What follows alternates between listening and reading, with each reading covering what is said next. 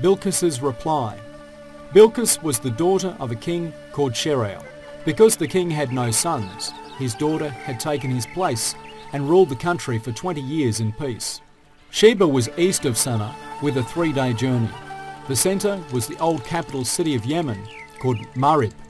The hoopoe bird went to Bilkis's palace as soon as it entered the country and left the letter on her pillow while she was sleeping.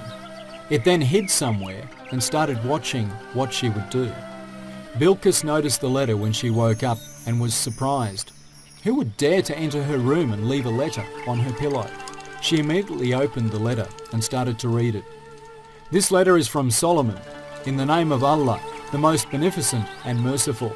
Do not rebel against me and stop worshipping the sun and the mountains. Become true Muslims. Bilkis was disturbed by what she read and started shaking. The things that were written and the seal on the letter showed that it came from an important and powerful king. Bilkis ruled democratically and had a council of 312. She discussed all the matters of the state with the council and heard their views. She would be the one to say the last word. After she read the letter, she immediately gathered the council. She explained the situation to them.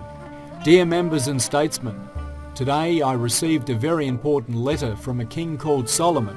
The letter starts with the words, in the name of Allah, the most beneficent and merciful. He asks us to stop worshipping the sun and believe in Allah. What do you say? What do we need to do in this situation? The members listened to her in shock. Eventually one of them said something. We are a powerful state. We have a large army. The order belongs to you only. If Solomon advances towards us, we will fight him if you order us to. Many people agreed with the member, and Bilkis realized that most of them were willing to fight. But she didn't think that way and interrupted them. No, this is not right. War is a disaster that destroys everything. If we lose, we will lose everything and be ruined. The winner of the battle wins the right to do anything to the loser. They might kill us or send us to prison. They might use us as slaves. We can't risk doing such a thing. What Bilkis said had worried the others, and they said in fear, in that case, what do you think we should do? Bilkis told them what she thought. I think that first of all, we should send him valuable gifts. The messenger that takes the presents can bring back important information about Solomon's power. Then we can decide what needs to be done. Everyone agreed with Bilkis's idea. It would be very risky to attack the enemy without knowing them. Straight away they arranged a group of messengers. Bilkis gave the necessary order to the leader of the messengers. I am sending you to Solomon with these valuable gifts. Watch everyone very carefully. You can tell me what you have seen when you come back. Bilkis's messengers. The hoopoe bird quickly returned after hearing everything that happened in the palace. It told the Prophet Solomon everything. The Prophet Solomon wanted to show Bilkis's messengers how big his palace was. He immediately ordered the palace to be decorated for the messenger's arrival. Humans, spirits and the birds were put on display. The messengers finally arrived and were left in amazement from the view. They started shaking out of fear. The Prophet Solomon was sitting on his throne and the birds were shading him. The messengers realized that the valuable presents they brought were very simple compared to the magnificence of the palace. However, they had to do what they were ordered to. They presented the gifts that Bilkis sent to the Prophet Solomon, but he refused the presents and said, I will not accept these gifts. You see that Allah has given me much more than what you are offering me.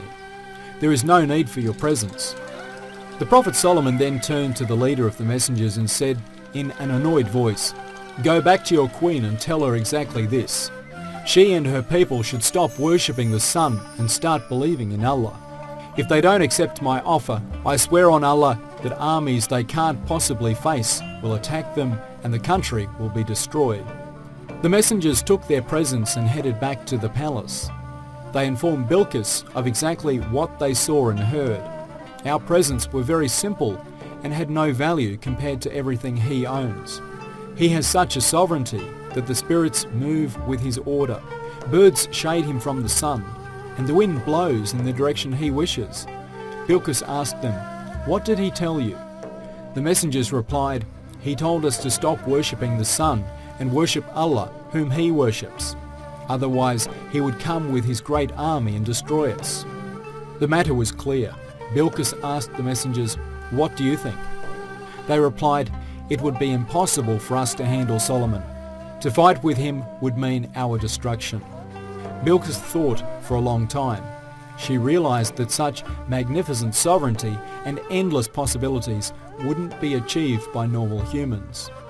A bigger power had to have played its role in achieving this. She made her thoughts known to the members and offered to surrender to the Prophet Solomon. The members accepted her offer.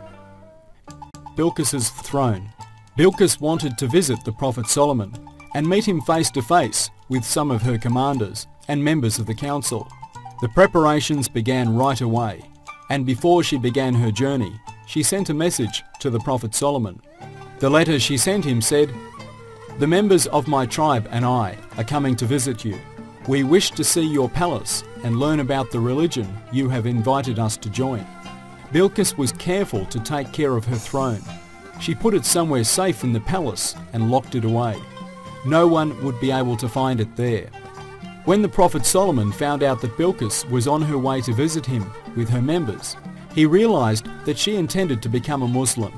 By using a miracle, he wanted to show her the greatness of his palace and ensure that she would become a believer. He remembered the throne that the hoopoe bird had talked about so much. If he could bring the throne there all the way from Sheba, he could achieve what he wished. He gathered the spirits and people around him and gave them an order. "Which one of you can bring Bilkis's throne to me before she arrives here?" There was a powerful and talented group of spirits in the Prophet Solomon's army. They were called the Ifrit. One of the spirits said, "I can bring it here before you stand up. You can be sure of that." Right at that instant, the Grand Vizier of the Prophet Solomon then interrupted, "I will fetch it here before the twinkling of an eye." The Vizier was famous for the transfer of objects from one place to another. The Prophet Solomon then ordered him to bring the throne. The Prophet Solomon then found the throne in front of him before he could finish his word.